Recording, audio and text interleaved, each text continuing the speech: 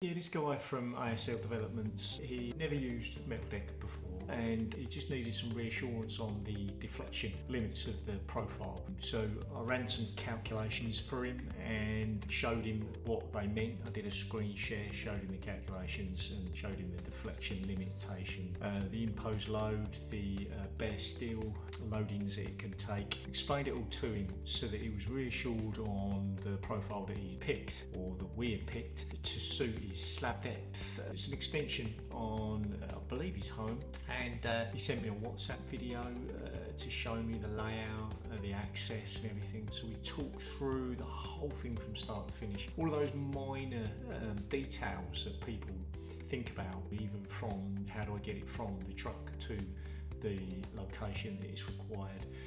We talked through shared videos, screen shares, explaining the whole thing. Hi Matt, quick walk around of the site. So these are the steels that are in place. This steel here, the big one, that's where the metal deck is going to sit, on that one there.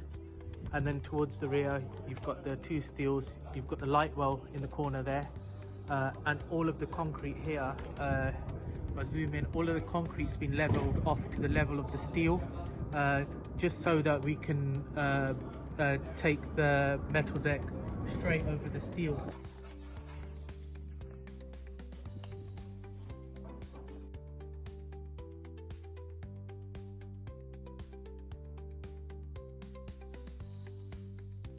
And I do that all the time with everybody that is unfamiliar with metal deck, and once they try it, they are blown away with how easy it is.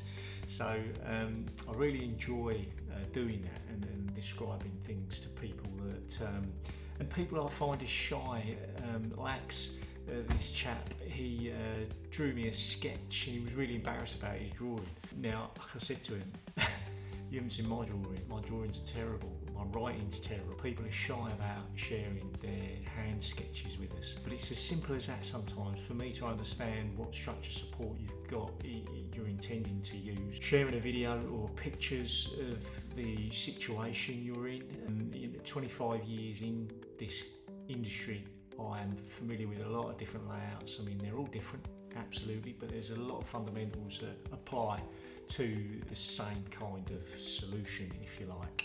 So I can quite simply advise what is the best solution for a situation that you might have, whether it be a small infill. I had a guy on yesterday, he needs to fill smoke flutes through a building, several stories, and they're repositioning them, and they need to seal the existing up. And so he sent me a few pictures, he explained to me what his dilemma was, and I explained to him how to position the deck, how to support it, and what happens with it, and solve the issue that he'd been sort of chewing over for a week or so. But yeah, if you share pictures or hand sketches with me, then I can simply tell you what profile will be best. Slab depth, the mesh type to put in, the fire rating that you'll get from it, the acoustic and thermal capacities and readings that you'll achieve from whatever criteria you set. It's so much easier if you tell me what you want, and then I can deliver to you what you need, because there are so many dynamics out there, isn't there? So always reach out. But Lax was an absolute pleasure to deal with. He was really happy with the extension that we put on. Our lads went in, fitted the deck in half a day, and away they went, and he was a really happy chap. Did the pour, stayed in contact with him beyond that point. The job was a good one.